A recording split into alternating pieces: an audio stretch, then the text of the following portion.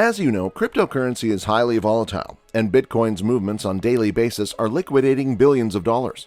On the other hand, considering the situation of Forex and stocks, they are also facing similar volatility.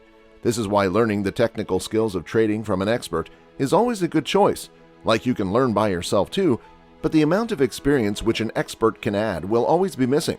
And so let's see what Gareth has to say about the most important thing one should focus on or neglect while trying to be a good trader. It gets you to buy something like Bitcoin when it's at 65,000 just before it tops, because everyone's just so excited about it. And so you get that emotional response that is like, oh, I've missed the boat, but I'm going to jump on now. And of course, that's the wrong time to do it. And same thing on the other side where, people that are in investments, when the markets are at their lows and things are just so bleak, it makes you kind of say, all right, I just got to get out because it seems like the world's going to end. And that's actually the time to buy. So for me, it took me a long time, but by letting the charts tell me what to do in terms of looking at specifics on the charts, it really allows you to take emotion out of it, meaning that the charts just tell me what to do. I don't pretend to think or don't have any sort of kind of, feelings on the matter. I shut that off. And then looking at the charts, it really does just tell you the purity of it. And what's amazing about the charts is that charts represent human emotion, really. And so by reading and almost playing counter trend to human emotion, you're able to actually make money. And again, people might say, well, why are charts emotion or human emotion? Well, because buyers and sellers are humans, right? I mean, people are buying stocks or selling or buying crypto, selling crypto. And basically a chart as it goes up, it's telling you people are getting greedier and they're running and chasing it, and vice versa on the downside. So really that's what a chart represents, is that the emotion of the investing public. And it's weird because if you're a contrarian, if you know how to read that and go opposite, that's where you'll find the big money in investing. This thing which Gareth highlighted is also called FOMO, or fear of missing out, which is a powerful force in cryptocurrency markets that can cause significant volatility. But it can also be beneficial as more people become educated about blockchain technology and look for ways to participate in these new markets. And if you don't know who this guy is, so let us add that since 2007, Chief Market Strategist Gareth Soloway has maintained an over 80% success rate on swing trade alerts given to members in verified investing alerts, and a verified 94% success rate on day trades in the live day trading room. Soloway is also the founder of two services, In the Money Stocks and Verified Investing Crypto, through which he guides and educates other traders through hands-on trading. Identifying patterns is half the battle for a seasoned trader. Further, now you must be thinking that technical analysis is so much more difficult to even understand, and learning must be the most difficult thing. But let's see what Gareth has to say about it, like how much it helps in trading, and is it easy to get along?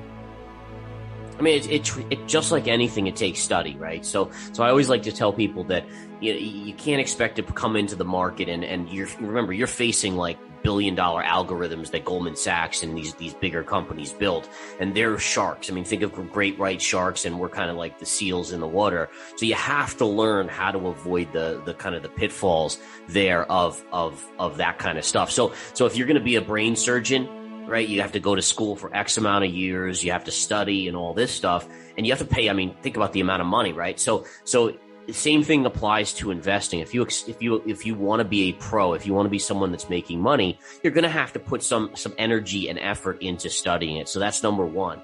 But I think number two is that, the charts, what I've found is that when you have specific rules, and this is the discipline of trading, is that when you have specific rules that you abide by, you start to recognize that, okay, I've done this type of pattern trade 50 times or 100 times, and out of 100 times, it works out 80% of the time.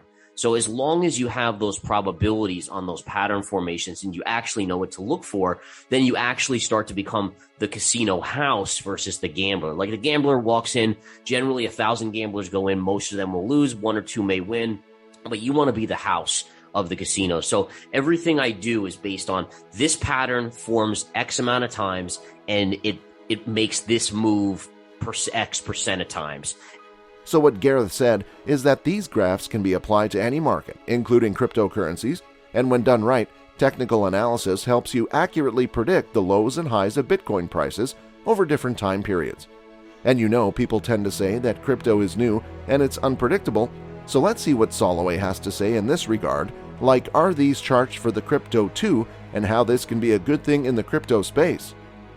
Specifically in the crypto markets, and this isn't as much for the stock market because you still have these institutions that are holding Apple and so forth, but the crypto markets are driven by greed and fear, right? I mean, there's so many small investors out there. So what that does is it makes crypto go much, much higher than you think it can go and much, much lower than you think it can go because there's so much retail kind of emotion that's being pushed either way. Now, if you look at a stock like Apple, I mean, you have Warren Buffett owning a huge amount. He's not trading. He's not panicking in those scenarios. So you don't get that same sort of crazy, ridiculous moves.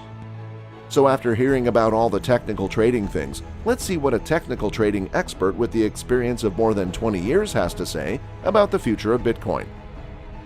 Yeah, so right now it's a wild ride. Crypto is absolutely a risk asset, which means that when people are panicking and the markets, we are seeing the stock markets going down, crypto is going to go lower. I do think eventually crypto settles down and becomes more of a mature asset, especially Bitcoin. I really do believe that Bitcoin will be the future digital gold out there where it'll be a store of safety.